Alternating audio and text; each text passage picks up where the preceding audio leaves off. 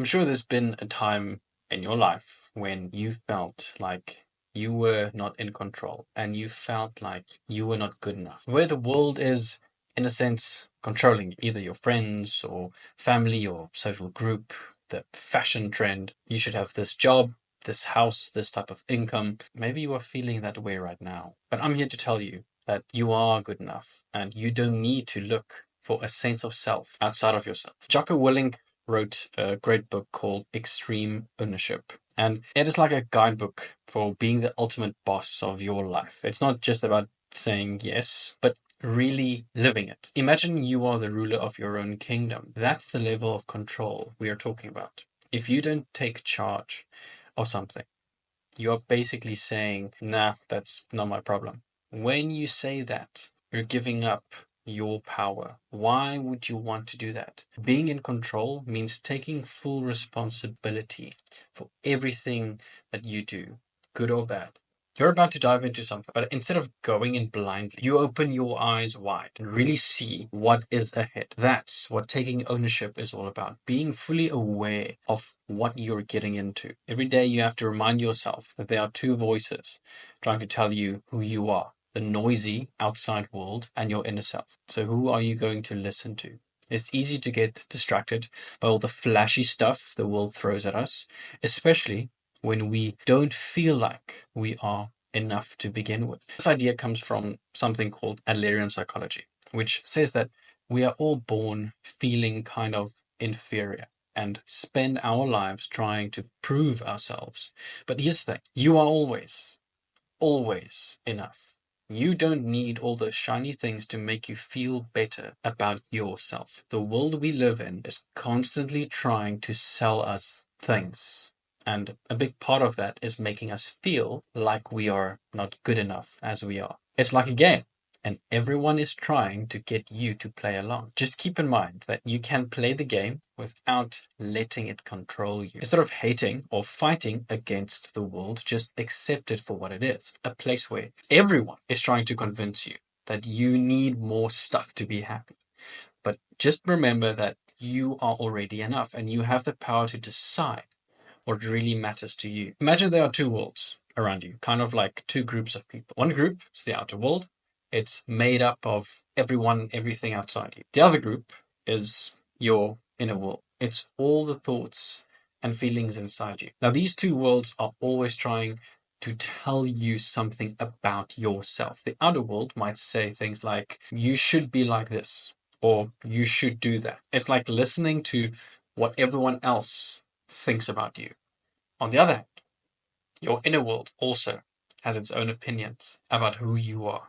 It's like your own thoughts and feelings about yourself. You have the power to take control of your life and your identity. When you do this, it's like saying, hey, I know who I am, and I'm not going to let anyone else define me. You are basically telling yourself and the world around you, this is who I am, and I'm proud of it. Now, this is not giving you permission to be a lazy person or to be a bad person. There is no excuses. Become the best version of yourself. Do the best you can. But there's a limit to that as well. Just as there is a limit to you allowing the world to tell you who you are and who you should be. So by doing this, you're not letting the outer world dictate who you should. Instead, you are being true to yourself and showing the world your real identity. It's like standing up for yourself and saying, I decide who I am, and on you.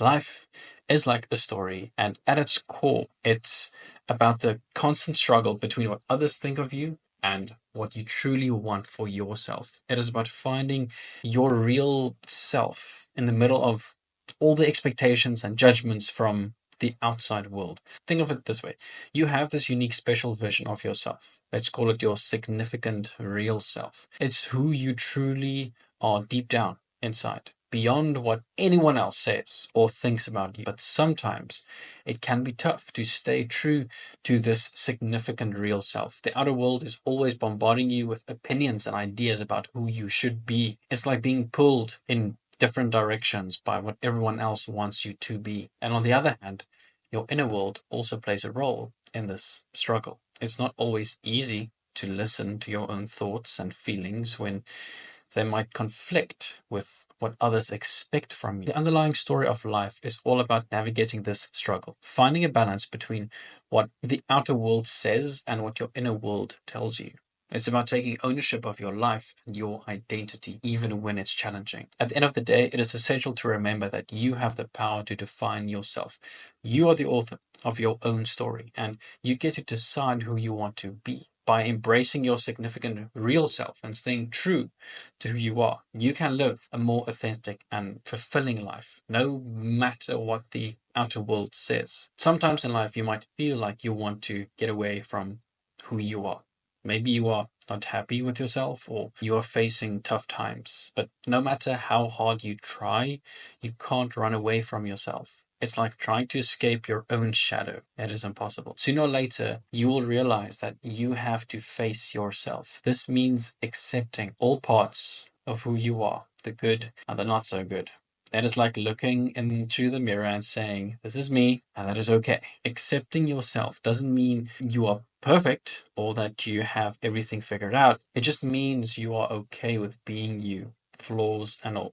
It's like saying, I'm not perfect, but I'm still worthy of love and respect, and I'm working towards becoming the best version of myself. Sometimes you need to take a step back from yourself to see your true worth. It's like taking a break from your own thoughts and feelings to see yourself from a different angle. This can help you appreciate yourself more and understand that you are valuable just the way you are. Life can be tough, and we all go through hard times. You might lose things or people that are important to you. It could be a beloved pet, a close friend, or even a part of yourself, like your confidence or your happiness. These losses can hurt a lot, but they also teach us something important, that nothing lasts forever. When you lose something, it makes you realize that everything in life is temporary.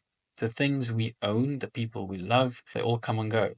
It is like watching a sandcastle wash away with the tide. It's sad to see it go, but it also reminds us that nothing in life is permanent. Despite all these ups and downs, it is important to remember that you are enough, just as you are.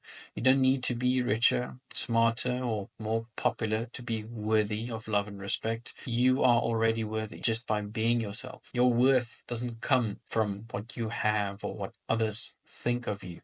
It comes from within, who you are, from the kindness in your heart, the strength in your spirit, and the love you have to give. Embrace yourself, flaws and all, because you are enough. Always have been and always will be. Adlerian psychology, which was developed by Alfred Adler, focuses on how we all start feeling like we are not good enough and spend our lives trying to become better. This doesn't mean we're lacking something. It's more about feeling like we are not as good as we want to be. Imagine you're playing a video game.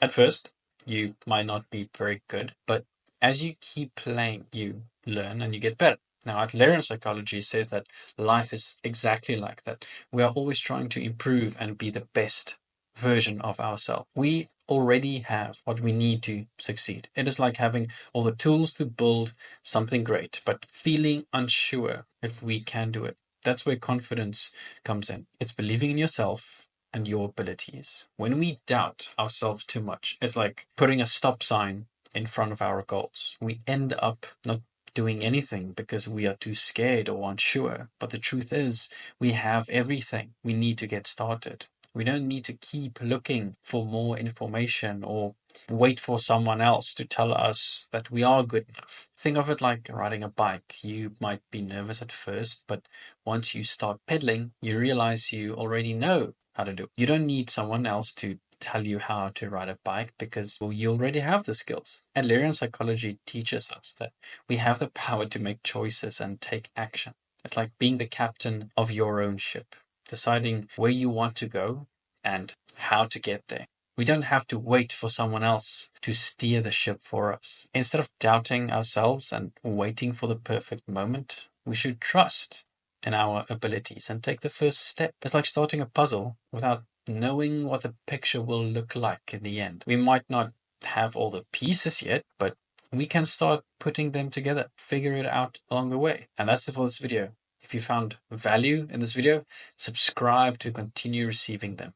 And as always, keep moving forward.